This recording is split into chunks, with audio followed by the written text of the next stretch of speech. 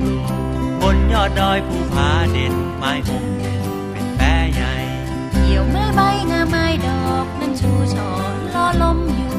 ดูงดงามเมื่อยามแลงต้องแสงแดดสีทอง